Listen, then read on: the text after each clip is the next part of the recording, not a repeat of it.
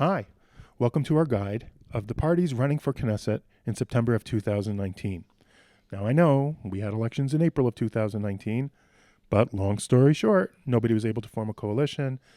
The whole system collapsed, and so we have to have new elections in September. What we're going to do is we're going to put them onto the political spectrum using this chart. We're going to give you the names of the parties. We're going to show you a picture of each leader.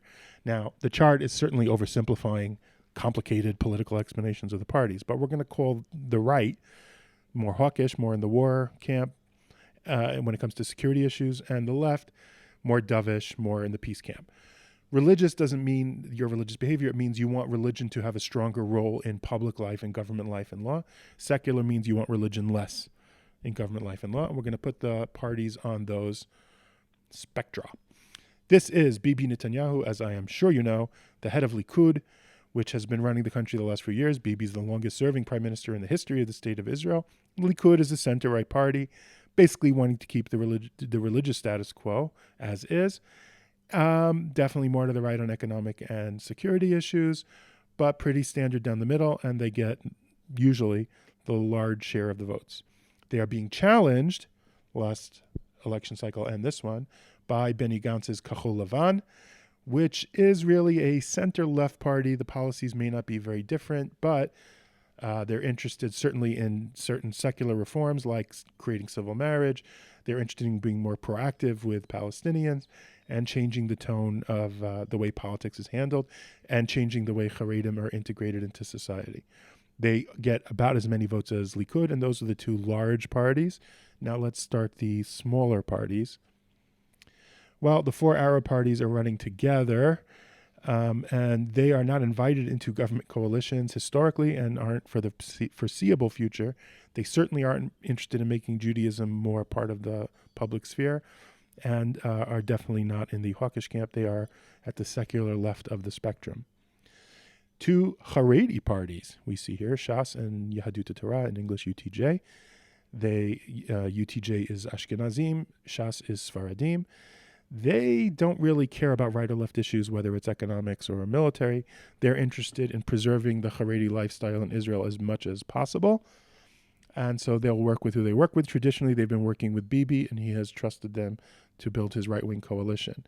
Now, Avodah, the Labor Party, is the classic party that ran the state for 30 years, and they've had shrinking results. They are to the left. They're the original socialist party. They're running now together with Gesher, which is a party to build Jewish unity in Israel. It's not clear how well they'll do.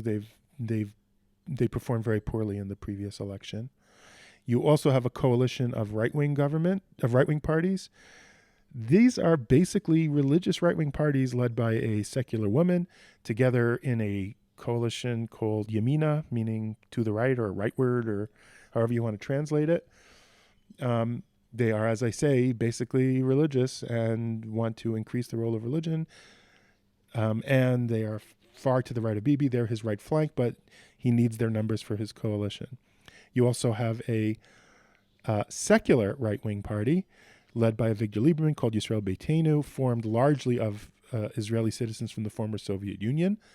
They want to decrease the role of religion in society very much, but they are very much to the right. And it is this party and Avigdor Lieberman in particular who are using their seats, which now may be up as many as 10 in the next election, to block Bibi's ability to form a right-wing coalition, which led us into having new elections and may do so again.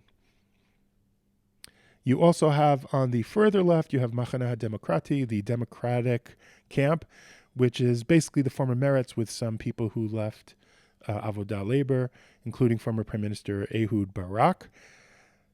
And you also have at the really fringe far right, a party which I think can accurately only be called racist because they want to change the laws of the state of Israel so that Arabs are treated differently under the law. They become second-class citizens so that your ethnicity determines your legal status.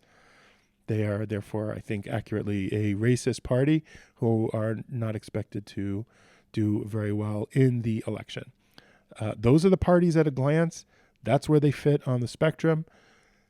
Thank you. I hope it's helpful. Let us know. Bye-bye.